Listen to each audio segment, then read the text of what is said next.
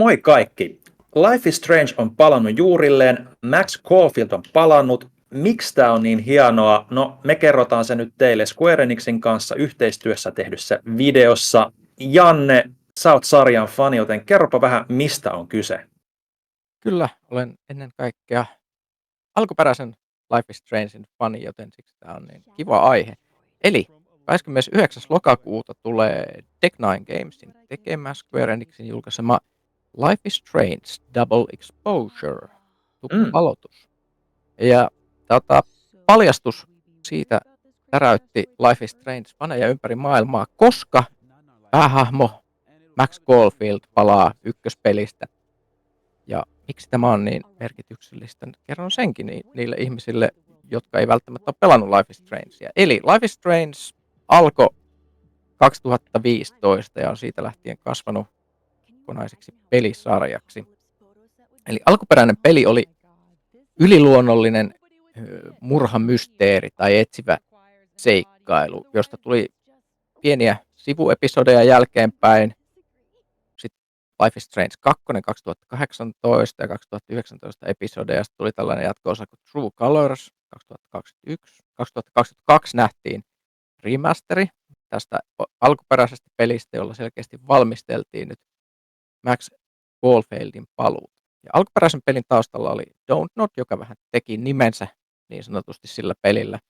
Ja nykyään sarjaa tekee tämä Tech9, joka teki tämän True Colorsin uusinta version. Ihmiset on tykännyt ihan näistä sen uudesta tekijästä ja uudesta tyylistä, joten se toimi.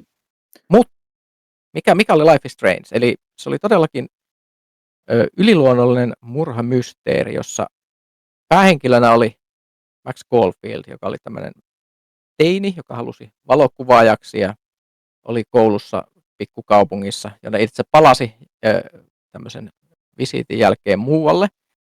Ja siellä tapasi lapsuuden ystäviään ja muuta, erityisesti tällaisen merkittävän hahmon kuin Chloen. Mutta sitten alkoi tapahtua.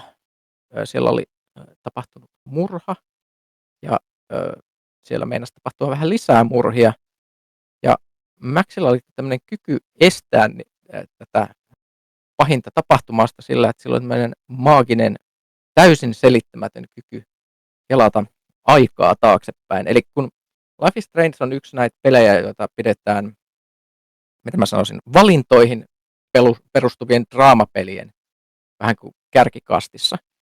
Näitähän on muitakin olemassa paljon, mutta tästä tykättiin erityisen paljon sen takia, että siinä oli tämmöinen mekanismi, eli kun Maxilla on yliluonnolliset voimat, että se pystyy kelaamaan aikaa taaksepäin. Sillä tavoin ikään kuin, jos sä teit valinnan, mutta et tykännyt siitä, niin sitten sä pystyit kelaamaan taaksepäin ja katsoa, että miten se voisi olla.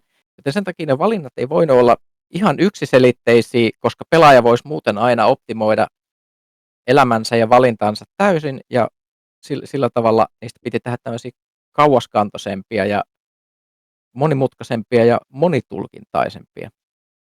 Joten siis siinä oli heti tämä pelimekaniikka ja story oli aika kivasti nidottu tähän ikään kuin mystiseen taikavoimaan. Mutta sitten tässä oli tämmöinen juttu, että tällä voimien käyttämisellä oli massiivisia seurauksia sille kaupungille, jossa asuttiin.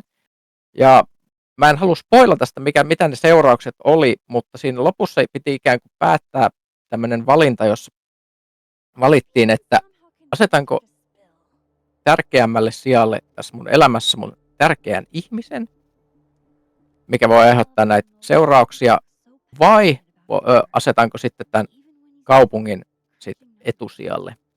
Ja mä en spoilaa, että tässä oli mielenkiintoinen valinta. Mulla on vahvoja mielipiteitä siitä itselläni ja niin kuin varmasti kaikilla, jotka pelas sitä. Ja nyt iloinen tieto, eli jos ihmiset palaa nyt pelaamaan sitten uutta Life is Strangea, tätä Double Exposurea, niin tekijät jo vahvisti, että molemmat valinnat ovat kaanonia ja tässä uuden pelin alkuvaiheella jossain vaiheessa Max voi kertoa sen pelin tapahtumista ja ikään kuin sillä tavalla pelaajalla voi sitten päättää, että kumman hän sen teki, koska sitten siinä kertomisvaiheessa se sitten vahvistetaan. Eli ei mitään tallennuksen siirtoja, mutta voi tehdä sen valinnan ikään kuin uudelleen. Onko pakko ollut pelannut tämä ykköspeli? Tekijöiden mukaan ei, eli tästä tähdätään tämmöinen ikään kuin uusi aloituspiste myös niin kuin ihan nyyppäpelaajille. Mutta toisaalta, jos sä oot nyyppäpelaaja, niin ehkä jos tämä alkaa nyt kiinnostaa, niin onhan tässä vielä aikaa lokakuuhun asti. Eli voi tehdä kummalla tavalla tahansa, ja kun on olemassa alkuperäinen, on olemassa remake, niin miksei pelaisi? Mä ainakin ja eikö ne muut ole, niin kuin, että ne muut osat, niin nehän on myös täysin itsenäisiä, että ne ei niin kuin myöskään liity mitenkään näihin niin kuin varsinaisesti. Joo, ei pidä tuntea, että Life is Strange-sarja on silleen ikään kuin liian iso, että siihen voisi lähteä mukaan, koska se on aina ollut, että on vähän sellaisia itsenäisiä tarinoita, ja se tuntui ykköspelin lopussa jo, että se Maxin tarina on vähän niin kuin koettu. Ja siinä mielessä tämä oli ihan niin kuin yllätys, ja ne on kaikki ollut muut ihan omia juttuja, omat päähenkilöt ja muuta, niissä on enemmän ollut sellainen teema, eli on tällaista dramaattista ihmissuhdetta ja yliluonnollisia voimia siinä samalla. Et se on enemmän, Life is Strange on enemmän ollut semmoinen kantava teema ehkä näissä peleissä kuin semmoinen yksi. Siinä on aina ollut semmoista mysteerimeininkiä, että näitä ei ole hirveästi myöskään selitetty, että miten nämä menee. Mutta kun palataan taas Double Exposureen, niin minkä takia tämä kuulostaa nyt originaalipelin fanille kiinnostavalta. Eli Max on nyt vähän kasvanut. Hän on nyt, ei ole enää ihan teini, vaan tämmöinen nuori aikuinen. Mutta alkuperäinen näyttelijä Hannah Tell on edelleen mukana. Se on kaikkien faneille tietysti hyvä uutinen. Ja se oli vähän sellainen kasvutarina, se ykköspeli, missä vähän oli silleen teemaa, että pitää hyväksyä tekemiä valintoja, ja se vähän se taaksepäin kelaamisen idea oli sellainen. Siinä vähän mietittiin sitä, että onko se tervettä kelata elämää taaksepäin ja kelata semmoisia, kelata päässä semmoisia valintoja, mitä sä oot tehnyt, että onko se hyvä juttu.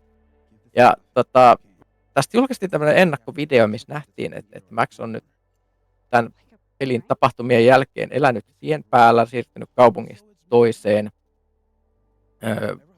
Hänestä tuli valokuvaaja, todellakin hän halusi valokuvaajaksi siinä. Se oli tärkeä teema siinä ykköspelissä, ja se on sitten valokuvannut ilmeisesti tämmöisiä tyhjiä taloja ja raunioita, mistä vähän tulee semmoinen teema, että ehkä ne oli vähän liian kovia ne tapahtumat, mitä siinä oli siinä ykköspelissä. Ja me tiedetään myös, että se on täysin luopunut näiden aikakelausvoimien käytöstä, mikä vaikuttaa sitten kakkospeliin. Ja nythän on tämmöisessä talvisessa yliopistokaupungissa Vermontissa, ja meillä on 2 uutta kaveria. Me tiedetään nyt, siellä on tähtitieteilijä Moses ja Safi, joka tahtoo runoilijaksi. Ja meillä on yksi kohtaus, mitä me on nähty tässä pelissä, missä me vähän tutustutaan näihin ihmisiin ja vähän nähdään, että minkälainen dynamiikka niillä on.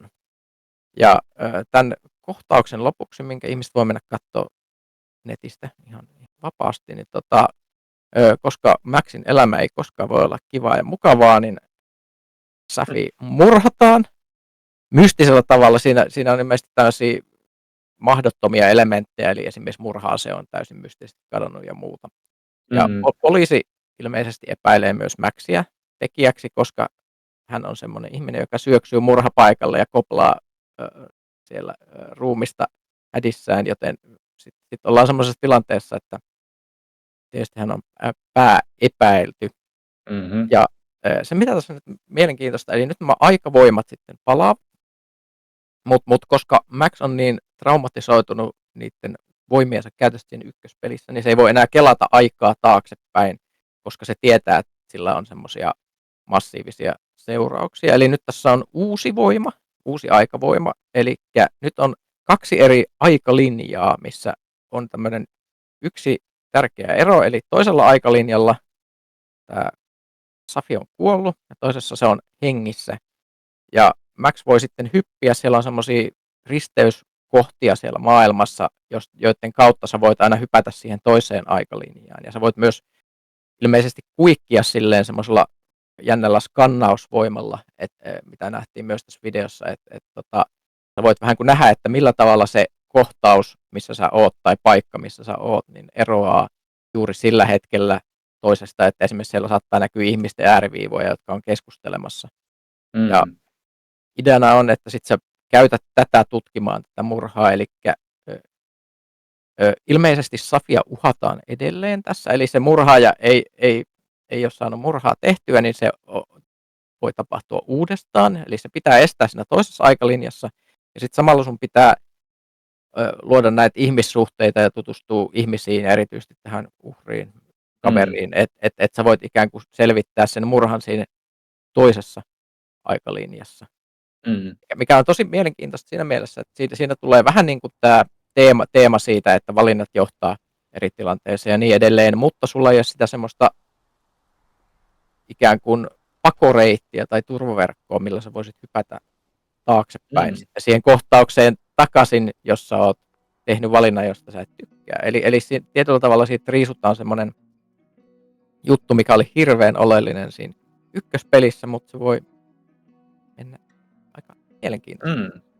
Tuossa on varmaan myös se, että kun siinä on 2 aikajanaa, niin sulla on jokaisesta hahmosta periaatteessa 2 eri versiota, jotka on kokenut myös 2 eri asiaa, joten siinä on myös sit semmoista pientä pallottelua, että hetkinen, että miten tämä ihminen reagoi toisella aikalinjalla tiettyihin asioihin ja toisella, että siitä myös pitää myös ehkä sitten pitää itse kirjaa vähän siitä, että mitä kummassakin aikajanassa sitten tapahtuu.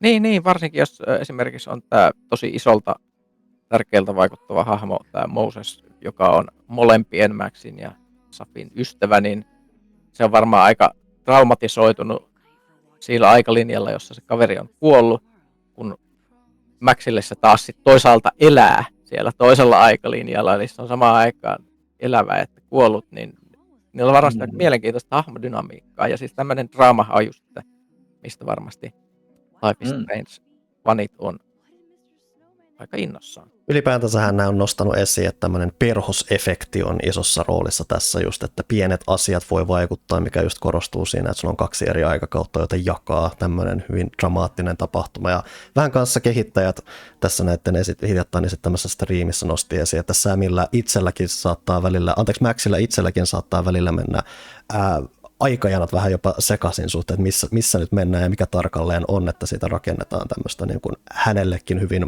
monimutkaista kokemusta siinä, että mitä nyt missäkin tapahtuu. Joo, tämä on mielenkiintoista spekulaatio, koska itsellä ainakin tulee sellainen ajatus just mieleen, että jos siinä on yksi tällainen määrittävä tapahtuma tällä aikalinjalla, tämä ero, että ne tapahtumat alkaisi niin kuin pahemmin haarautua, mitä pidemmälle se ikään kuin etenee se tapahtuma. Että siinä on käsikirjoittajilla varmasti aika kova duuni tehdä siitä hyvä story, mutta mä oon aika innossani. Ja juuri tästä, jos mä vielä vähän hypettäisin, että miksi mä itse olen Life is Strange-fani yleensäkin ja Maxin fani, niin minusta Life is Strange on aina ollut yksi parhaista näistä NS-valintapeleistä, ja jos on tämmöistä draamaa. Max oli tosi sellainen muistettava ja sympaattinen sankari, joka on vedonnut tosi moniin ihmisiin tosi vahvasti jostain syystä. Siinä oli se yliluonnollinen elementti, mutta silti se oli sellainen hyvin uskottava teinihahmo. Ja siinä oli toisaalta se taso, että kun sä pystyit kelaamaan sitä aikaa, niin siinä tuli sellainen fiilis, että niillä valinnoilla oli väliä, koska sä pystyit näkemään niitä välittömiä seurauksia aina, kun sä kelasit. Ja sitten ne yleensä oli vielä merkityksellisempiä sit jossain toisessa tilanteessa tavalla, mitä sä et välttämättä osannut nähdä siinä välittömästi. Että jos se seuraus tulikin vasta pari episodia myöhemmin tai muuta. Siinä oli mun mielestä ihmissuhteet oli tosi hyvin kuvattu, nehän oli tosi isossa roolissa. Siinä oli tämä Chloen hahmo oli myös tosi tärkeä ja muistettava. Ja Maxin ja hänen suhteessa oli paljon semmoista hienovaraisuutta ja historiaa, niin se on mielenkiintoista nähdä, että miten se näkyy tässä jatko-osassa, koska se kuitenkin on nyt vahvistettu, että Maxin kokemukset Chloen kanssa voi mennä hyvin monella tai kahdella hyvin erilaisella tavalla, varsinkin sen lopuvalinnan suhteen, että siinä on mielenkiintoista nähdä, miten se vaikuttaa siihen.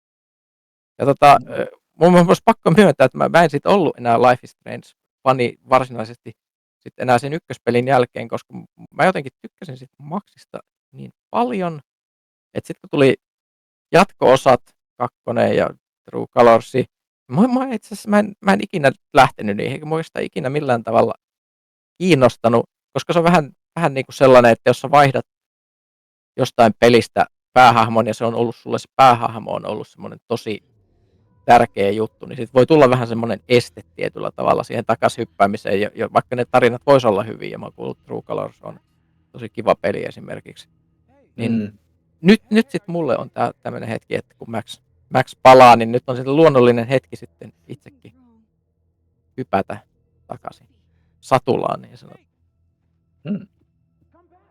Mitäs Panu tykkää Life is Strange? Siis siinä on just se, että kun se nimi on tosiaan Life is Strange, niin se elämän mukanaolo on se, mikä niin kuin on ehkä se hyvin sen keskeinen juttu kanssa, että just varsinkin Max-hahmona, niin siinä on niin kuin tosi paljon samaistuttavia elementtejä lähtökohtaisesti jo niin kuin siinä, että se on vähän just ehkä tämmöinen vähän sisäänkääntynyt hahmo ainakin ensimmäisessä osassa ja mulla ollut ja moni pelaaja voi samaistua varsinkin siihen, mutta ylipäätään kanssa just siis tämä vuorovaikuttaminen niin kuin elämän kanssa, niin kuin hahmojen kanssa ja muuta, että ekassa Life is Strange tosiaan tämä kasvutarina on tosi isossa roolissa ja just sit jännä nähdä just, että millaiseksi Maxit kasvaa hahmona ja muuta, mutta just sitten kanssa just se, että niin kuin se vuorovaikutus sen elämän kanssa on niin kuin tosi isossa osassa ollut, että varsinkin, että niin kuin puhut niistä valinnoista, mutta huvittavasti niin kuin ehkä yksi keskeisimpiä valintojen kautta tuleva seuraamus, mikä mä muistan ekasta pelistä on tämä, että sä voit kastella tämmöistä kukkaa, mikä sulla on täällä sun huoneessa, mutta siinä on se, että sä voit pääosa pelaajista päätyy todennäköisesti ylikastelemaan sitä, koska se, miten sä mietit sitä aina, että sä voit koko ajan kastella sitä kukkaa, mutta se päätys johtikin siihen, että sä päätyt ylikastelemaan ja tappamaan sen, ja se vaan jää mieleen just tämmöisenä pienenä hauskana elämäaspektina, ja just sen kautta niin kuin se on korostunut se, että, niin kuin tosi, että vaikka on yliluonnollisuutta ja mukana ja muuta, niin se, niin kuin se ihmiselämä, se nimenomaan sen normaali elämä on lopulta kaiken sen keskiössä ja nimenomaan lopulta se, mikä niin kuin viehättää, vaikka siellä sitten onkin just vähän jotain aikakelausta tai mitä milloinkin missäkin pelissä ollut.